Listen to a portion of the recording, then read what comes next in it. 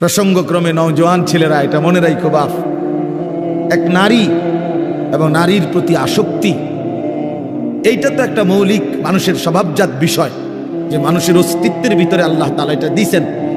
কিন্তু সেইটা কেউ যদি নেককার স্ত্রীর জন্য অপেক্ষা করে আর আল্লাহর কাছে দোয়া করে আর নেককার স্ত্রী, চরিত্রবান স্ত্রী মিলে, আল্লাহর কসম, তো পৃথিবীতেই তার ঘরে, তার জীবনে জান্নাতের সুখ বিরাজ করে। আর বন্ধু, চরিত্রহীন লম্পট হয়ে দিন রাত নারী ছবি, অশ্লীলতা, বেহায়াপনা, অসভ্যতা, বেহায়া বেপর্দা কোনো নারীর পিছনে ঘুরে, ছবিতে হোক আর বাস্তবে হোক, যে চরিত্রহীন লম্পট তার জীবন শেষ করে দিছে, খোদার কসম, আল্লাহর ওয়াদা আছে, ওই খবিস ও চিরেই তার জন্য বিবি মিলবে আরেকটা খবিস।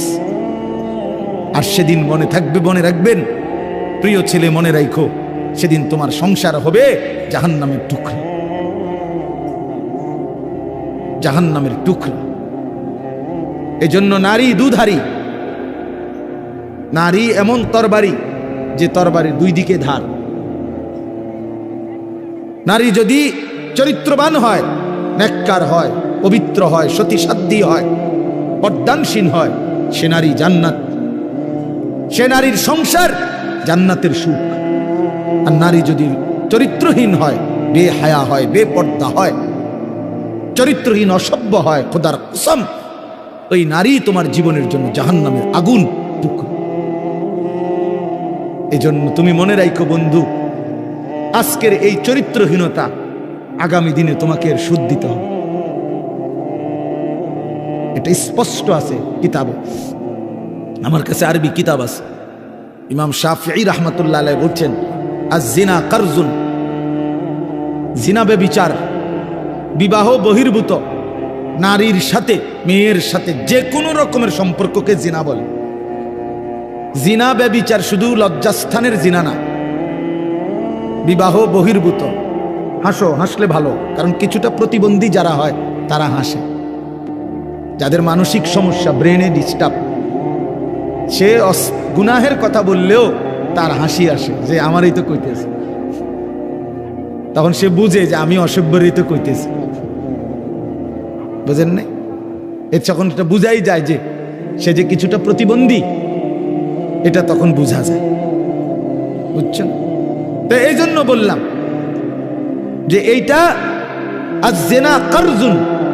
ইমাম শাফিঈ রাহমাতুল্লাহ আলাইহি বলছে, বিবাহ বহির্ভূত নারীর সাথে যে কোনো রকমের সম্পর্ক, যে কোনো রকমের কথা বলা, চোখে দেখা, ছুঁয়ে দেখা, তার সাথে চলা, তার সাথে দিনের পর দিন রাত সম্পর্ক রাখা, পার্কে, রেস্তোরাঁয়, বিনোদন কেন্দ্রে তাকে নিয়ে ঘুরতে যাওয়া ইত্যাদি, যেই কোনো রকমের, বলে না আমি ধরিও নাই, ছুঁইও নাই, শুধু কথা বলতাম, এটাও জেনা, এও বেবিচারী, এও খবিস। আর আল্লাহর ওয়াদা, ইমাম শাফি বলছে এটা একটা করজ, জেনা একটি করজ, করজ ঋণ, তোমাকে সেই ঋণ শোধ দিতে হবে।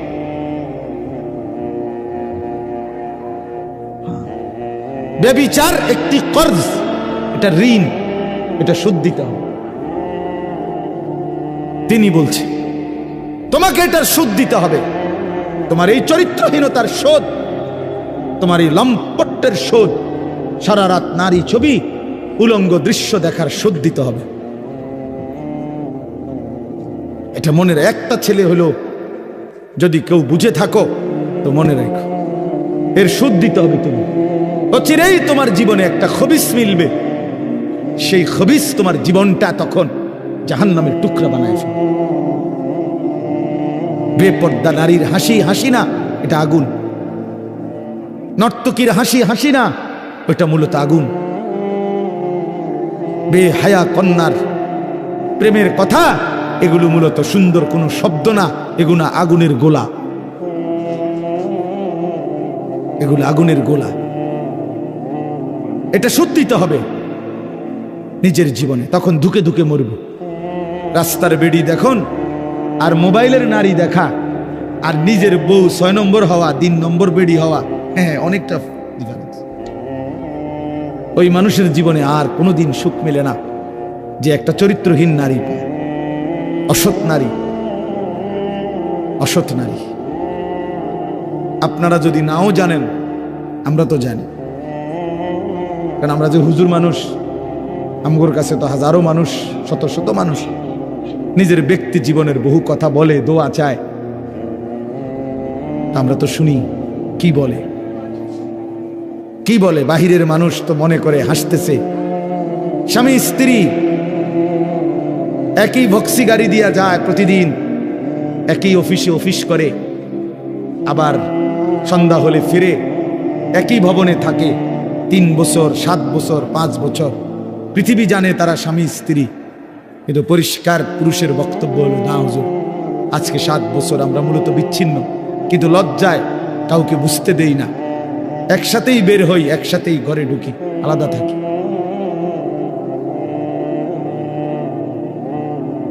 হ্যাঁ, স্বামী এক জায়গায়, স্ত্রী এক জায়গায়। স্বামী ছাদে বইয়া গিটার বাজায়, বিড়ি আর সিগারেট খায় আর গান গায়।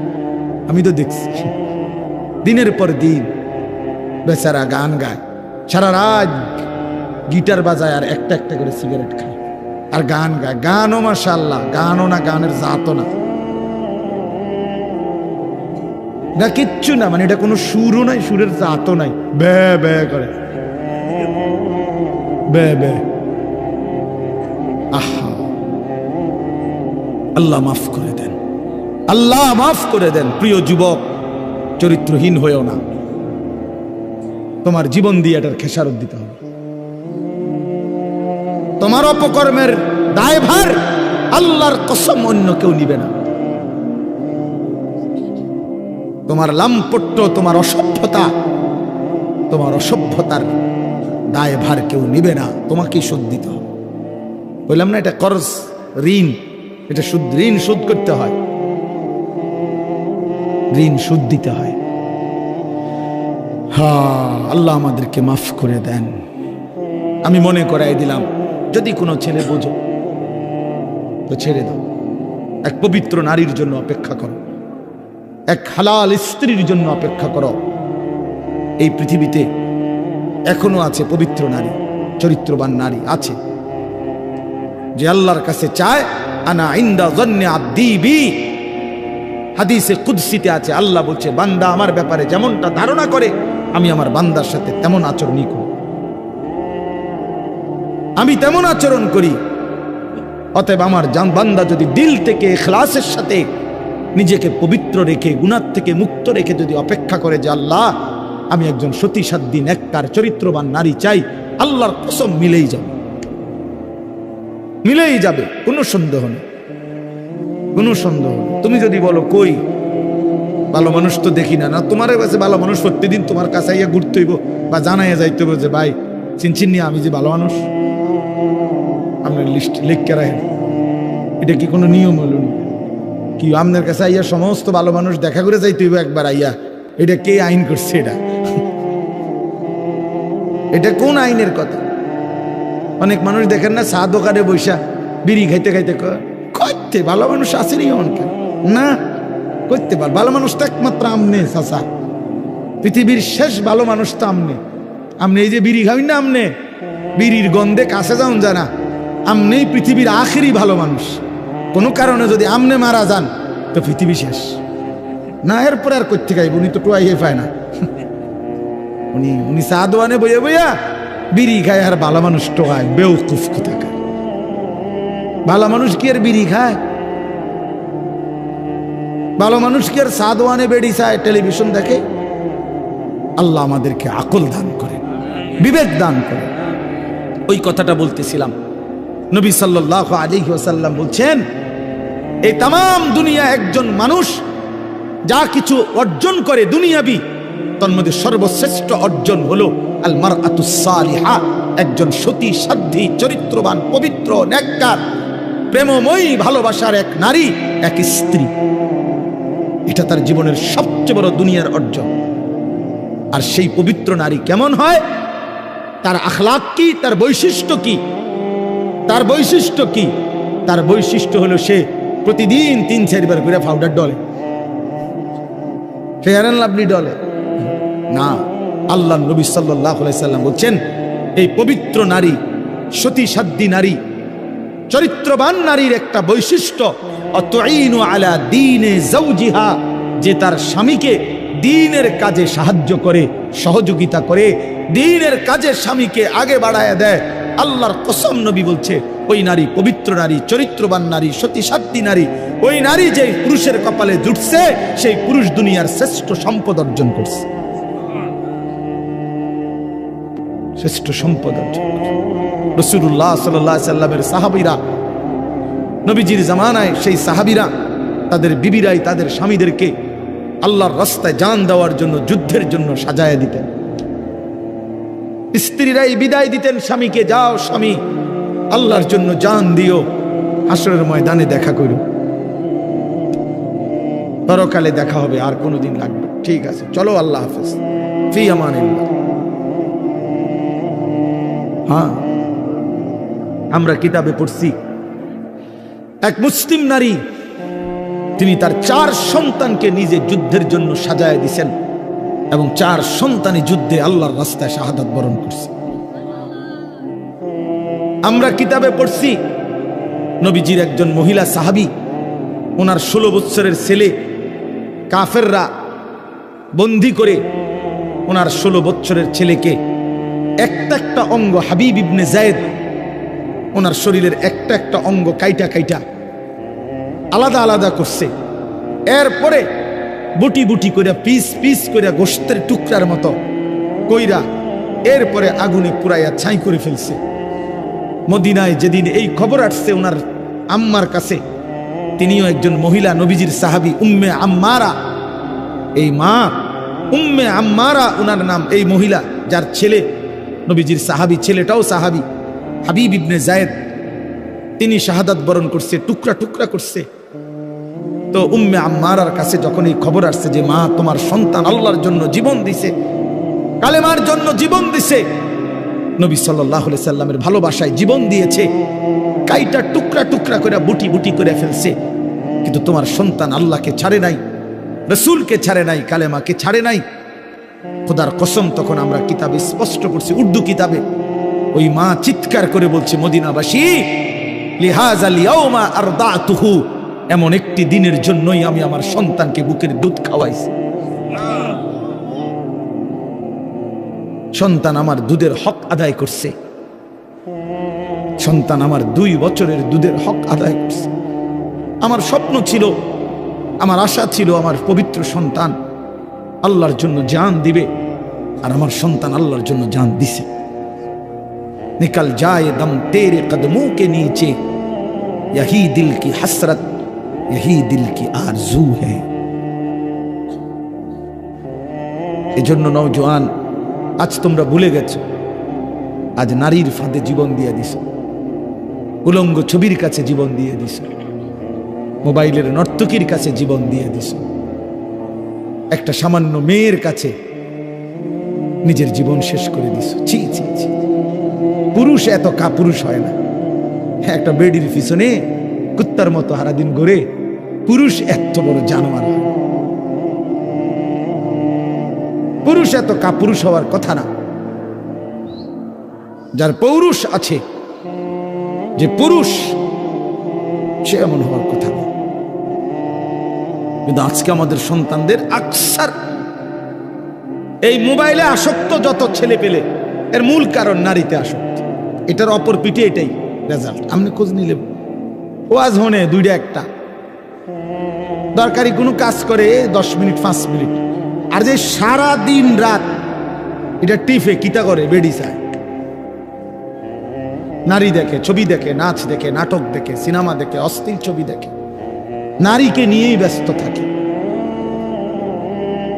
নাইলে আপনি বন্ধ করে দেন, এক সপ্তাহ নারী ছবি মোবাইলে না আসা বন্ধ হয়ে যাক, যে কোনোভাবে ফেসবুক কোন আর ইউটিউব কোন কিছুতেই নারীর ছবি আসে না। 1 সপ্তাহের জন্য দেখবেন হাজার হাজার লাখ লাখ বড় মোবাইল, এগুলা দিয়ে মানুষ কটকুড়ি খাবে, কটকুড়ি, সম্পাপ্পি খাইবে, সম্পাপ্পি চিনেন, সাদা সাদা সম্পাপ্পি, এইটি কটকুড়ি, অথবা পেঁয়াজ বেচবে, বাঙ্গারি মাল বেচে যে। এই জন্য এটা দরকার। প্রিয় বন্ধু, প্রিয় বাবা, বোঝা উচিত একজন নারী অস্বীকার করার কোনো বিষয় না। পুরুষ যেমন আল্লাহর সৃষ্টি, নারীও আল্লাহর সৃষ্টি। নারীর প্রতি পুরুষের আসক্তি, পুরুষের প্রতি নারীর আসক্তি, এই আসক্তি, এই বন্ধন, এই প্রেম, এই ভালোবাসা, এই আন্তরিকতা, এই মহব্বত, এই হৃদয়ের টান, এটা যদি না থাকতো তো মানব প্রজন্ম আজকের এই পর্যন্ত আসতো না।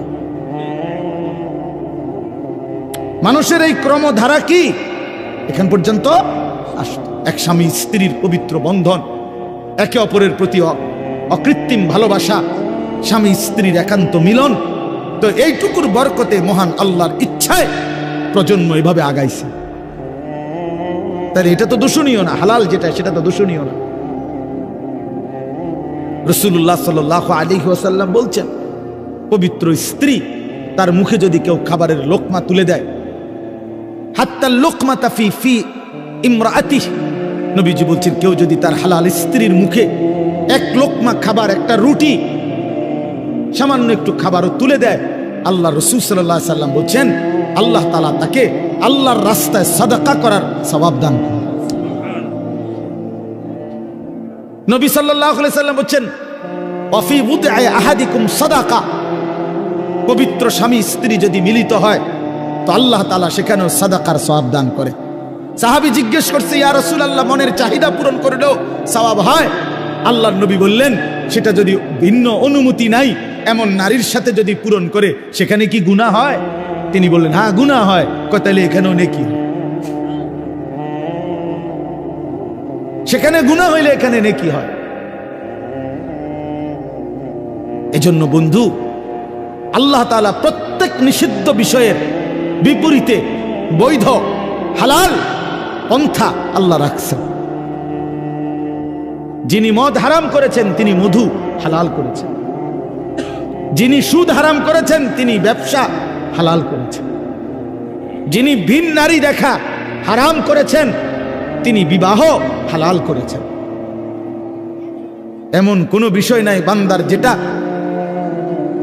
চাহিদা আছে অথচ সেই চাহিদা পূরণের বৈধ কোনো পন্থা আল্লাহ দেন নাই। খোদার কসম, এমন চাহিদা মানুষের মধ্যে নাই, এটা হতে পারে না। কারণ প্রতিটি চাহিদাও দিছেন আল্লাহ, সেই চাহিদা পূরণের হালাল পন্থা নির্ধারণ করে দিয়েছেন, সেটাও আল্লাহ করছে। আজকে অনেক মা বোন হয়তো পর্দার আড়ালে আছেন, শুনতেছেন, আপনাদেরকে বলি, বেপর্দা নারী, বেহায়া নারী, বেহায়া কন্যা, তার বাস্তবিক অর্থে সামাজিক কোনো মর্যাদা নাই। ইসলামের দৃষ্টিতে, মানবতার দৃষ্টিতে, ইনসাফের দৃষ্টিতে, বিবেকের দৃষ্টিতে তার কোনো সম্মান নাই, ইজ্জত নাই। বেপর্দা নারী তো শোপিস, উপভোগের পণ্য। বেপর্দা নারী তো প্রদর্শনের বস্তু, প্রদর্শনের বস্তু, যে নিজেকে প্রদর্শন করে বেড়ায়। আল্লাহ তাআলা আমাদেরকে মাফ করে দেন। আল্লাহ আমাদের মা বোন, আমাদের কন্যা, যে সমাজের নারী বেপর্দা হয়, বিশ্বাস করেন ওই সমাজের সবচেয়ে বড় বিপদ হলো হালাল এবং পবিত্র পন্থা, হালাল এবং পবিত্র বিবাহ এবং হালাল এবং পবিত্র মানব প্রজন্ম তছনছ হয়ে যায়। আজকের ইউরোপ এই ব্যাধিতে আক্রান্ত, যখন অবাধ যৌনাচার, নারী পুরুষের অবাধ সহজ করে দিছে, আজকে তাদের বৈধ সন্তানের চাইতে অবৈধ সন্তানের পরিমাণই বেশি। আল্লাহ আমাদের সমাজ, আমাদের বংশধর, আমাদের প্রজন্মকে জিনা, ব্যভিচার, বেহায়া, বেপরদিগি, বেশরম এই জিন্দিগি থেকে হেফাজত করেন। বলে না আমি। আল্লাহ বলছে, বান্দা দুনিয়া আর কিছুই নয়, শুধুই তামাশা, শুধুই খেলাধুলা। অতএব দয়া করে, আমার সময় নাই, আমি আর বাড়াতে পারছি না, কিন্তু এ কথাটাই আপনাদেরকে বুঝাইতে চাই, আমার সব কিছুর মধ্যে আখিরাতকে সাথে নিয়ে, সামনে নিয়ে যদি জীবন চালাই, আল্লাহর কসম দুনিয়ার সব প্রয়োজন পূরণ হবে, আখিরাতের জান্নাতও মিলে যাবে। আপনি ঠকবেন না বাপ। ফজরের নামাজ পড়লে কেউ ঠকে না, 5 ওয়াক্ত নামাজ পড়লে কেউ ঠকে নাই দোস্ত। হারাম উপার্জন করে কেউ লাভবান হয় নাই। গুনাহ কাউরে তৃপ্তি দেয় না। আপনি সুখ পাইতেন না, আপনি তৃপ্তি পাবেন না, গুনাহ তৃপ্তি দেয় না। এক সাগর, আটলান্টিক মহাসাগর।